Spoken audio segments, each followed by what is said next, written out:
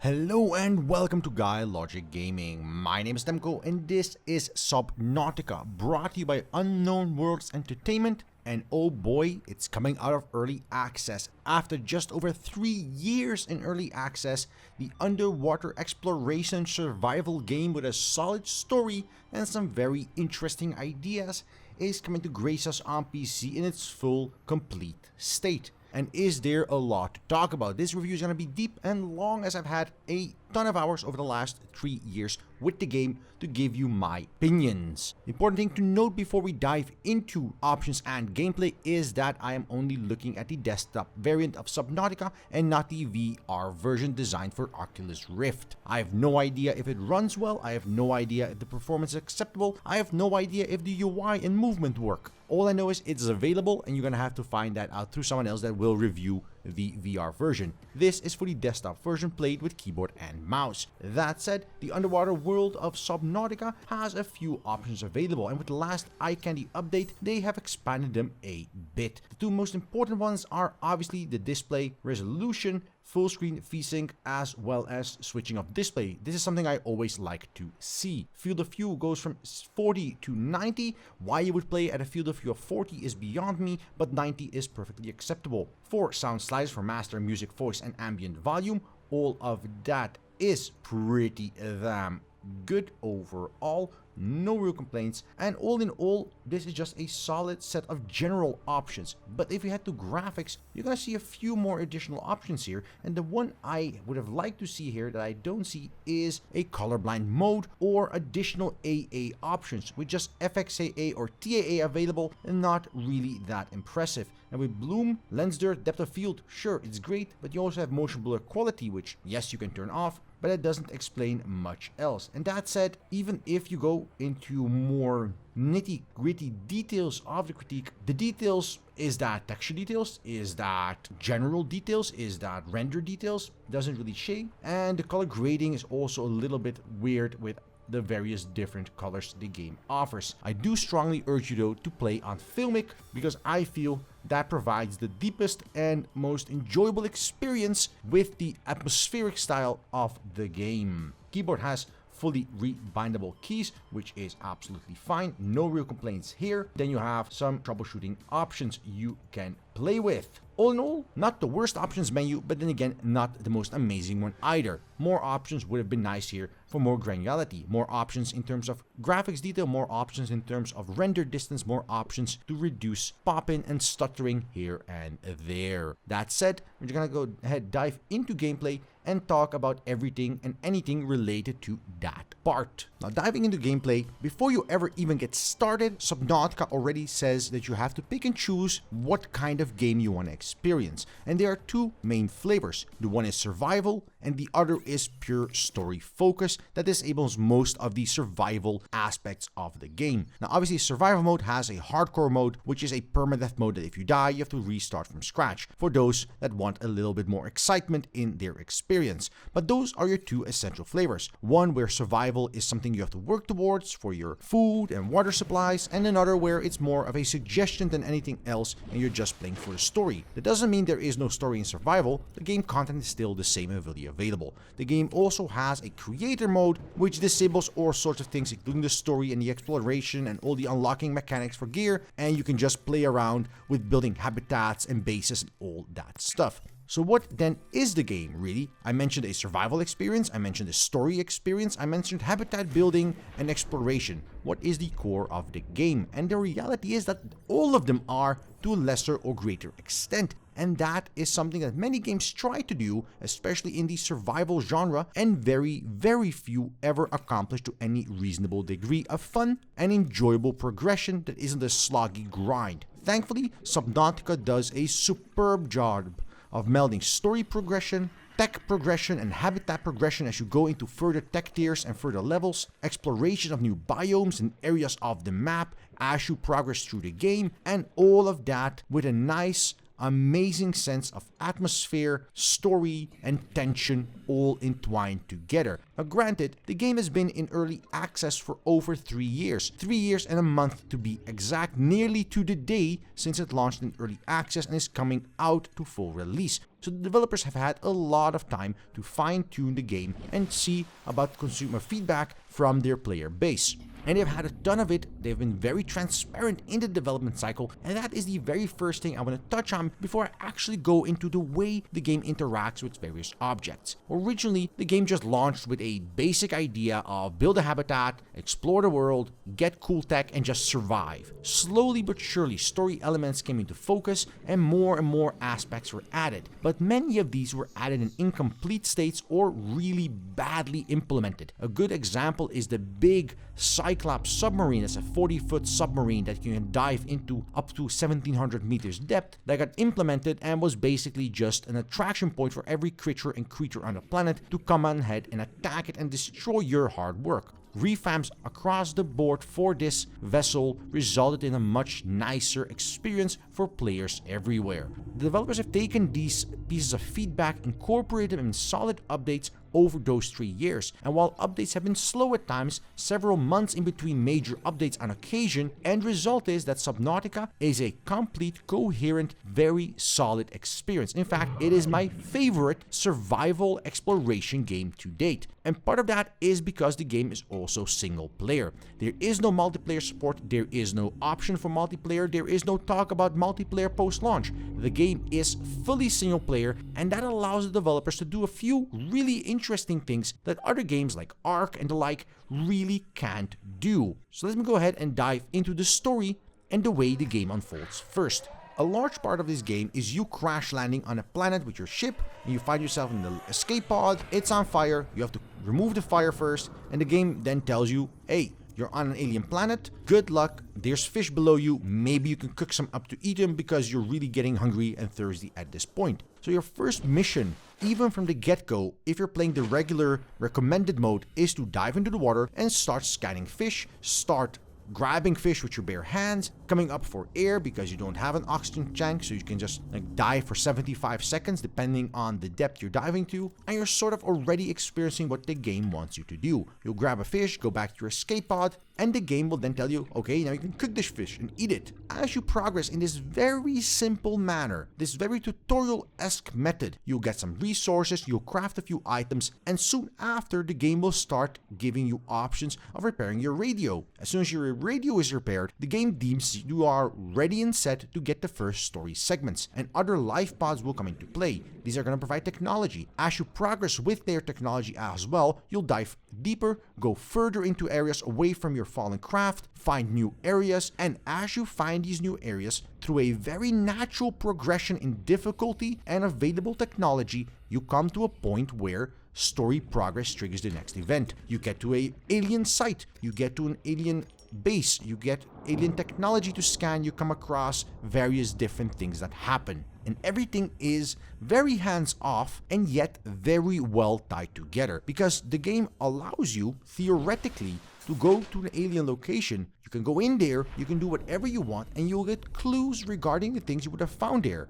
But those clues in and of themselves don't really tell you anything. So if for some magical reason you're able to build a submarine, go in a deep area, find out a base that you just stumble upon that the game would normally give you hints and guidance to across multiple stages of its story, you can go there, get all the stuff, and just instantly get the information you need from that. Meaning that you might be able to skip certain steps in the story progression because you already found the solutions to some other things. On the other hand, you might find something and not know what to do with it, and it just lies there in your inventory or in your base storage until you figure out what the hell it is used for. Plants in particular are often this case. And the same applies for the way the game progression goes in terms of story tying into the creatures you encounter. One of the first creatures you encounter is a stalker, which is sort of a shark-crocodile hybrid creature. It flies around and it picks up scrap metal. Now initially, Scrap metal is your most concentrated source of titanium, one of the most base building blocks you use throughout the game. With the use of scrap that these creatures pick up, you already face them in a struggle and you have no way to defend yourself against their sharp teeth, so you might take some damage. But they are also one of the best ways of knowing where scrap metal is, because very early on in the game, until you have the technology to build a room to scan around you in a sort of sonar chamber, you only have to go by your own clues. And they are always in the same spots, in these algae forests. They're always in the same type of swim pattern, and they go after scrap metal, so you can find some scrap metal there. These stalkers, though, later down the line you learn they also drop their own teeth, which you can use for a higher difficulty crafting item. Theoretically, if you pay attention, you can see them drop teeth from the first minute you are in the game. But because you're already overwhelmed with finding food and finding water and trying to survive and getting to all these other escape pods, because you're bombarded with all these other things you have to do to stay alive, to progress further, it is a small and slim chance you'll stumble across one of these teeth for later usage, until you get to the point where the game tells you, hey, you now have this chamber that can scan for special equipment. Maybe you should scan for these teeth that you never knew existed. Oh, look at that. Now you know how to build this other material. It is a tremendously well executed natural progression system that ties into the game's defining core feature, the world and exploration. Now, I'm planning on making a very separate video that dives into the way the world design in this game works and why it is so very well executed. Better than other games that have exceedingly praised for their world design, like The Witcher 3 or Divinity Original Sin 2. Those games have tremendously good designed worlds, and yet Subnautica, in my opinion, trumps them in many ways. And the reason for that is again that natural progression. Everything in Subnautica is underwater for the most part, a few exceptions aside. Like the Aurora is above ground because it crashed on a sandbank, and there are some islands around that have story-related purposes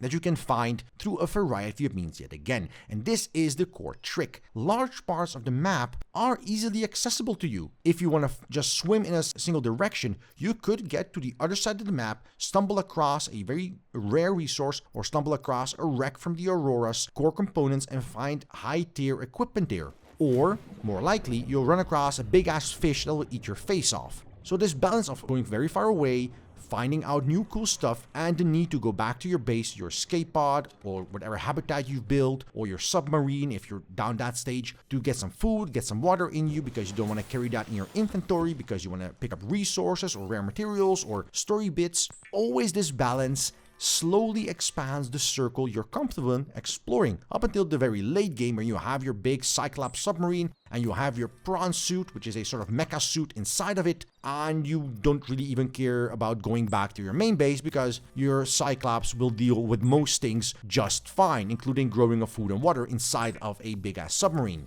But its progression is tied into the way you view the world. It is not a strict lockout. There is barely any part of the game where the game tells you you're not allowed to do something. The game never does that. If you want to dive deep into an open crater with a fireball that gives you damage, or there is a thermal vent that you want to get near to and that is too hot for you currently because you don't have the protective gear to get near it, the game is not going to tell you you can't go there, you need a special suit.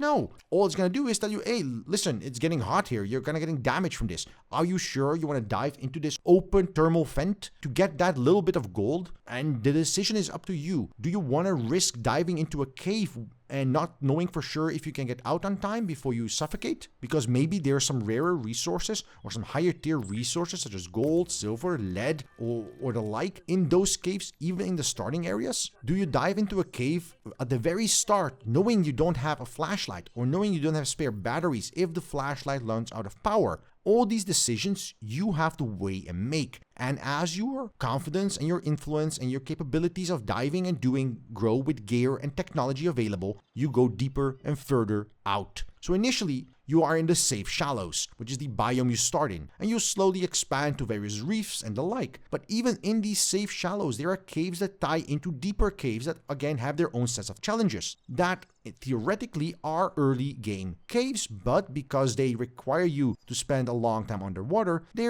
require you to do a variety of things. Now you could make a exploration around you, find the parts needed to build a small submarine called a Seamoth, and just use that for your air supply and just dive in there. Or if you're more ingenious and you don't have those parts yet, but you want to progress with technology in those areas, you could build a network of pipes that funnel oxygen from the surface several hundred meters down, so you have oxygen to breathe as you go deeper and deeper. Both of these are viable options, and the game does not restrict you in any way from doing them. Obviously, one is a lot easier and definitely the intended progression path the developers had in mind, but the other is not removed, the other is not restricted, and the other isn't an exploit, it is merely yet another option. As you explore the world, as new segments open, very few parts of the game try to hold you from doing anything specific, and this includes the areas you go to find out what's necessary. Many tools, many items, many pseudo weapons in the game aren't even required. I spent large parts of the game with nothing on me but a repair tool and a laser cutter to get into sealed off areas and wrecks. Even though you have different things like a propulsion gun that removes objects out of your distance, pushes them away, a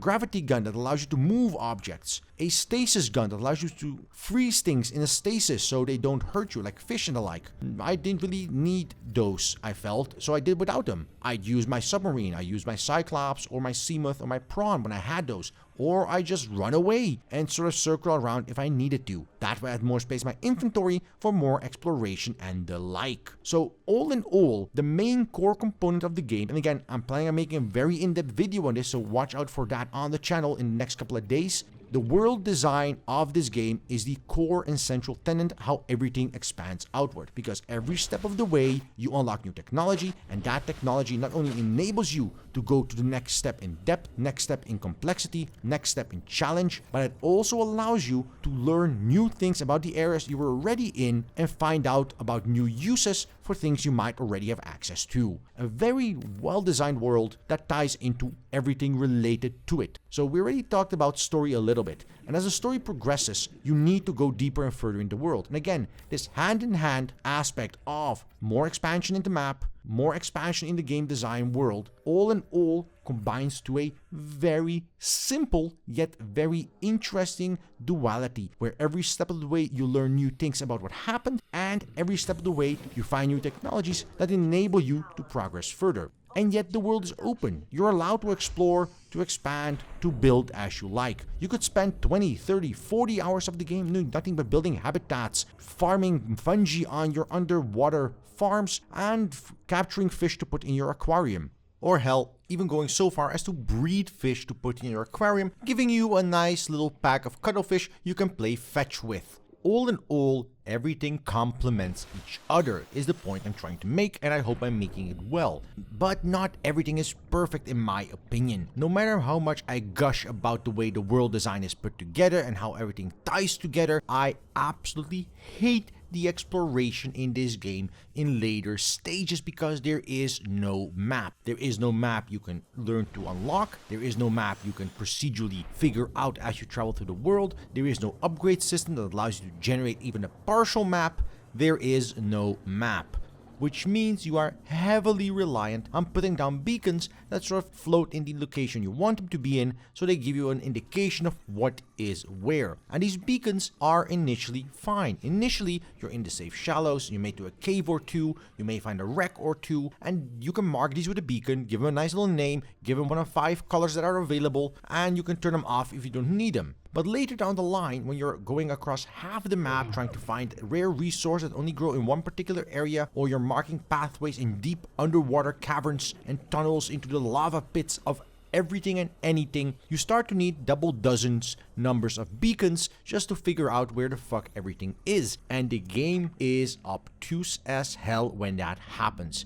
Now, for all my praise, I would have really liked the ability to unlock a map, build a map, somehow progress into the availability of a map mode, or even just an option in the game options to have a map in the game if that is your sort of jam. It is a single player game at the end of the day. I found myself annoyed more and more as the game progressed, as I got more and more to the later stages of the game, not because I couldn't find a segment, not because I didn't enjoy exploring and finding out about the world, but because I'd have taken a turn and that wasn't going straight west, I was going west with a little bit of a drift to the north, and I'd missed the cave entrance I'd so clearly marked for myself last time by going left at these 3 rocks with a pointy fish on them.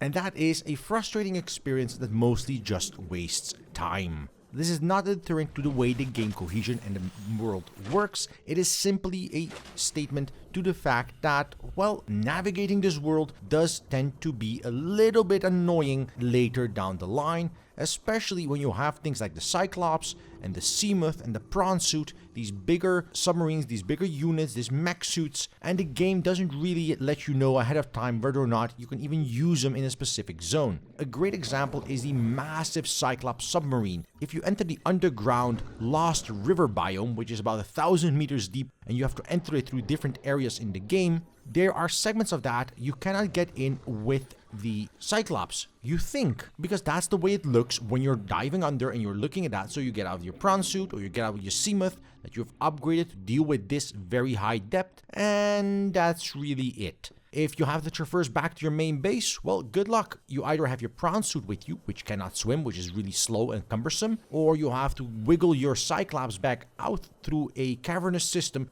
to get back to your base to do one thing to sail back over again, because for whatever reason, you might need to do so. It is, on occasion, quite tedious and a waste of time. And there are a couple of things the game does this with, and that is generally the only negatives I do have about the game. So let me go ahead and go into the next segment where I talk about the progression in terms of tech and how you unlock things. Because as I said, even though you have to backtrack on occasion, even though world navigation can be a chore because you don't have a map, overall, it is phenomenal, fantastic, enjoyable, and absolutely lovely to do so for the first 20-25 hours. After that, you start to get a little bit annoyed at certain things.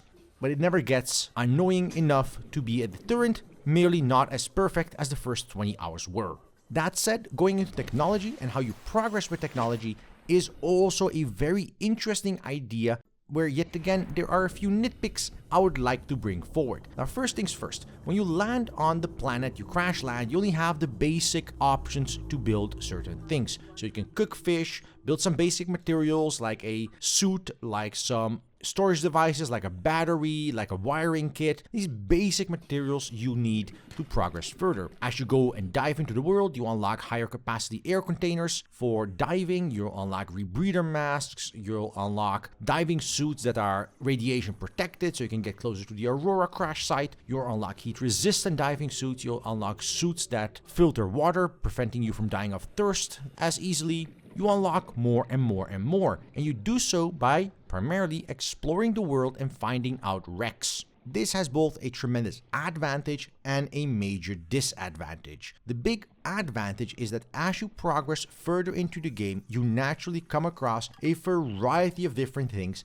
that you need to progress further into the game. This sort of positive feedback loop gives you the tools to progress further, and it's a truly enjoyable experience. Each piece of technology unlocks a blueprint, and blueprints can be categorized in 4 different groups. There are your fundamental blueprints. These blueprints can be built with any replicator in your habitat or in your escape pod or anything like that, and these are everything from the fish you cook, from the fish you brine, from basic materials such as converting scrap metal into titanium, such as creating wiring kits or even microchips, and even higher tier stuff down the line. Sort of all the things you could reasonably hold in your hands as a person. The other part are habitation segments, both outside and inside. These are things you build with your habitation tool. You have resource in your bag and you build a platform or a multi-purpose room, or you build an exploration outpost or a scanner room, or even things like a bed or a planter or an outside grow bed for your crops and the like. All of these are summed up in sort of the habitation and building exploration side of things.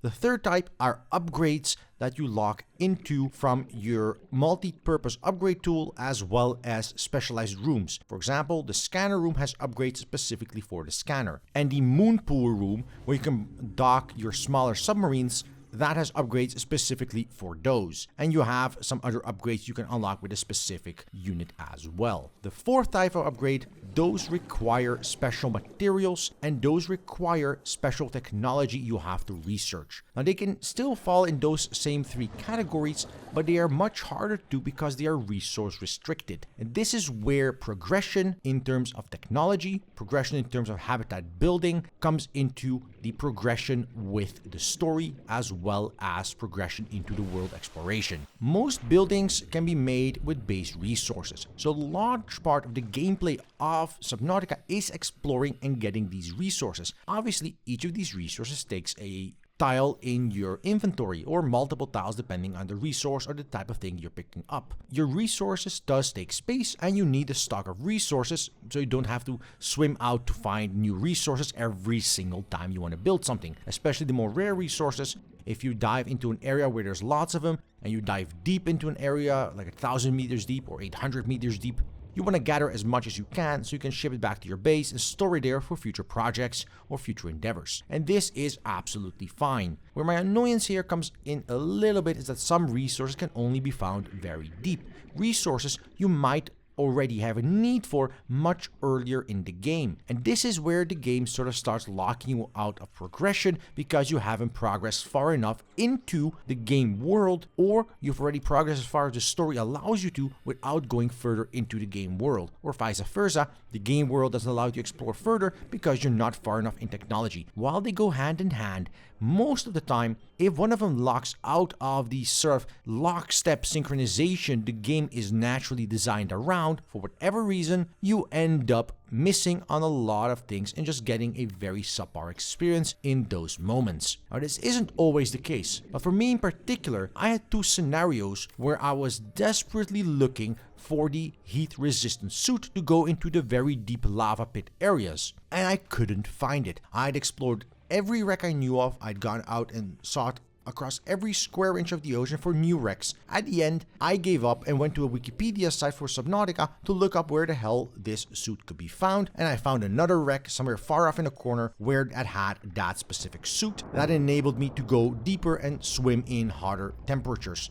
But that took me a good 7 to 8 hours just to get this one upgrade, and there are more of these core upgrades you desperately need, or the game sort of just stalls ahead for you. It doesn't stall in that you can't do things anymore. You can still build habitats, you can still explore, you can still build new projects, you can still do everything in the game, but the story progression until you get this crucial piece of technology is sort of locked in, and I'm not a fan of this at all. I feel there should be more pathways, more methods of getting core crucial technology, and there are only a few pieces of core crucial technology that are required to progress in the game efficiently. Those are things like the Sea Glide, which you find really early on. Then you have things like the laser cutter and the repair tool, and the laser cutter can be quite a chore to find if you're a bit unlucky, meaning that many wrecks that have some of the higher end stuff for you, like the smaller submarine, like the prawn suit, like the Cyclops big ass submarine, that you never get to until much later because you're swimming around trying to find wrecks that have one or two of those damn laser cutter parts you so desperately need. Another one that are absolutely essential for your progression is the capability of diving deeper with your submarines. These are the depth modules, and especially the bigger vessels require some very rare resources to get that deep. And this is where the world design is both great and annoying at the same time, because most areas have hidden entrances, shortcuts, nooks and crannies where you can get into from a special direction if you know where they are. So while the game does reward exploration, and while the game definitely rewards you looking outside of the beaten path, but 9 out of 10 times when you do this, it is an absolute waste of time. The 1 out of 10 times that you do this, you'll find an alien shrine with some cool stuff in it, or you'll find something like a shortcut to a different biome that saves you minutes off your trip, or even, in some scenarios, opens up entire new segments of the world map. But that's only 1 out of 10 times, which means that even though the world design is ingenious and the organic exploration is fantastic,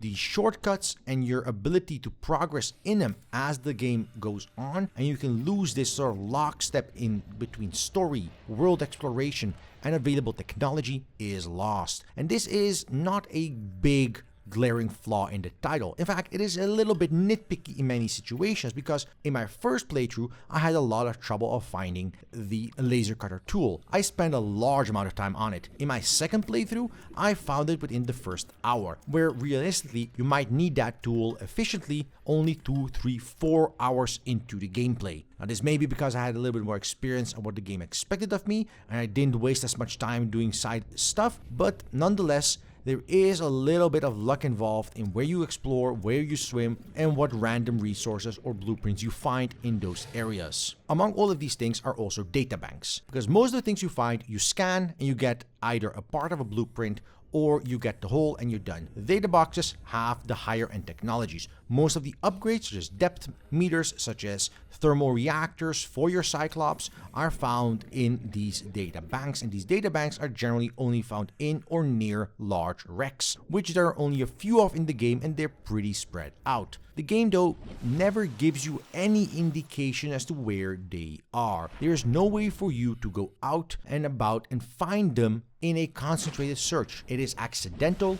It is while you're doing other things that you stumble on them, or you have to go around, build scanner rooms across half the world map just to figure out whether or not a data bank might be nearby, and even if it's nearby, is it something you can reach with your current technology level? Because keep in mind, some of them are several hundred meters deep, and if you're only in the early to mid game, you might not be able to reach them in any reasonable manner with the current technology. I don't feel that the tech progression in the game is as tight as the rest of the game is around it. Both story and world progression are much smoother and cleaner transitions than the technological progression, especially the point between reaching your habitat and reaching self-sustainability without needing to go out and forage fish. One of the core things you do in the early game is swim, pick up fish, and either cook fish or use a specific fish to filter water so you have clean drinking water. Very early on, you can already stop using fish because you can grow some foods underwater. You can just eat some of that food every time you're near, and much later on, that food again can even be used in your submarine, allowing you to grow food without actually needing to go back to your habitat. But water, for example,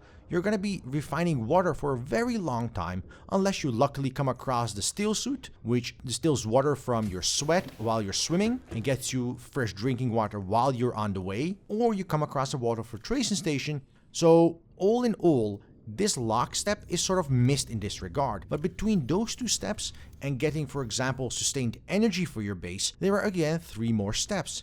And each of these in themselves is fine. Separately, they sort of miss a little bit of cohesion. So all of these things might seem very logical progressions, but because of the way they're staged, they feel a little bit out of place on occasion, because suddenly you have both a nuclear reactor and a thermal reactor, which are new, exciting energy reactors, but neither of them is as efficient as just building solar plants above water and putting some power connective lines down to your base, which is a technology bit you have at the very start of the game.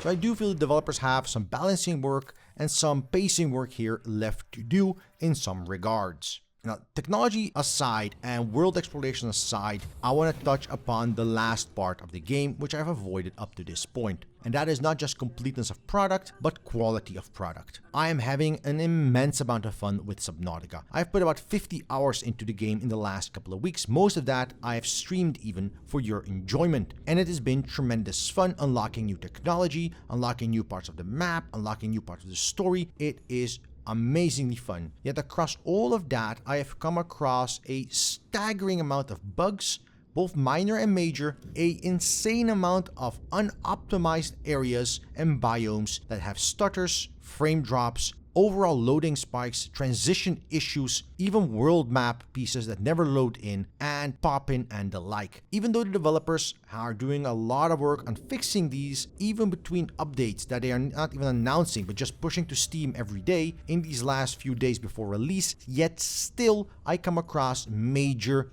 issues everywhere, including things like falling through the world in my prawn suit, losing about an hour of gameplay, including things like going into a shrine of this alien race and it just ending there, as in the map ends, there is nothing there. I leave again and I come back like 4 hours later from a different angle and suddenly there's a shrine in front of me that never spawned. Or areas I can barely target because my repair tool has to hit it at a certain angle and I can't get it repaired, so I'm not even sure, can I repair this area? But I should be able to repair this area. That's what a guide on the wiki says after I gave up looking for it for 20 minutes. These issues are in a game like Subnautica that depends on exploration, that depends on steady progress, and depends on consistent enforcement of its gameplay rules, are absolutely horrible. The fact of the matter is that I couldn't find an entryway to a certain area. I looked around, I couldn't find it. Eventually, I circled around for the 5th time and found an entrance. Obviously, at first, I went to myself and asked if I was an absolute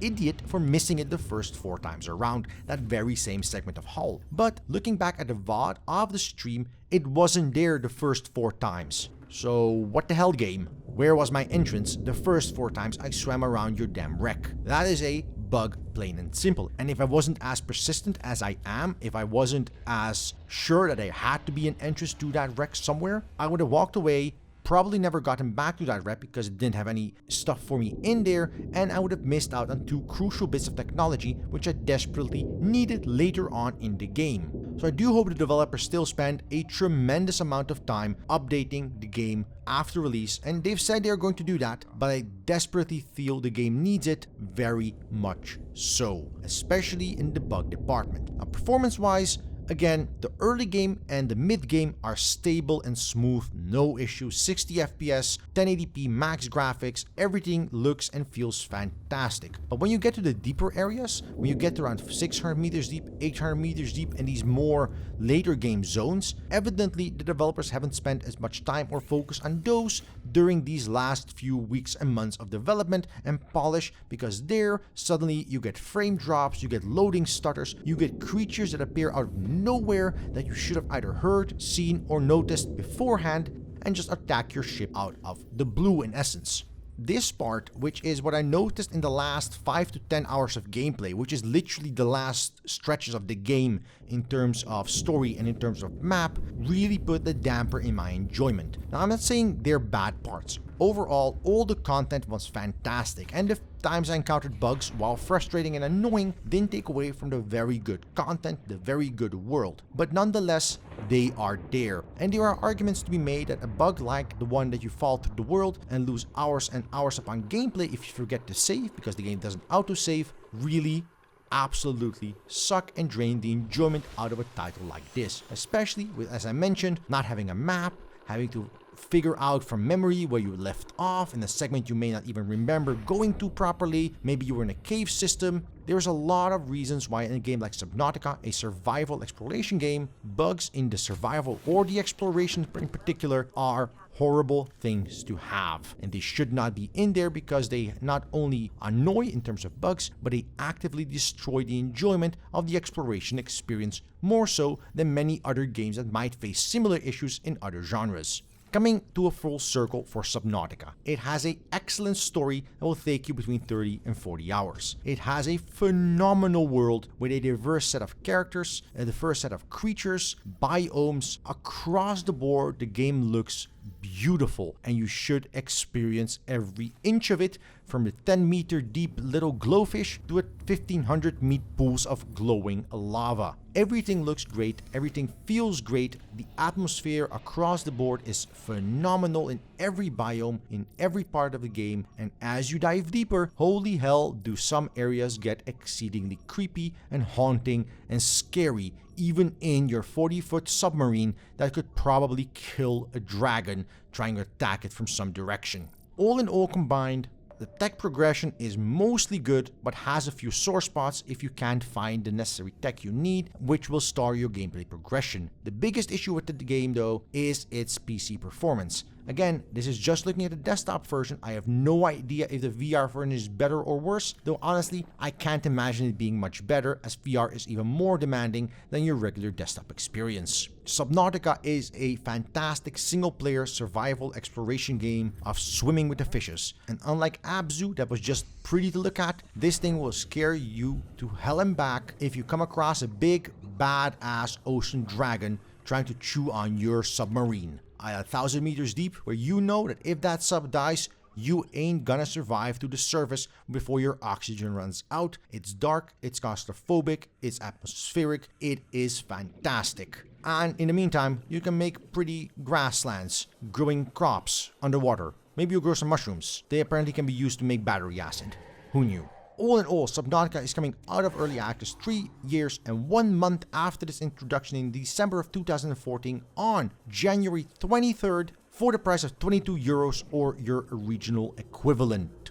And oh boy, is it a fantastic experience, and you should definitely check it out. You can do so with a link in the description down below. So thank you for watching. If you like this video, press that like button down below. If you didn't like this video, there's a dislike button for exactly that purpose, and leave a comment. Tell us what you think about Subnautica, what you feel about the survival, and whether or not you did not shit your pants when you first came across a Reaper at 1,000 meters deep. And if you want to see more content like this on the channel, just press that subscribe button down below and we will deliver. So until then, I wish you a good day, and until next time, right here on GuyLogicGaming.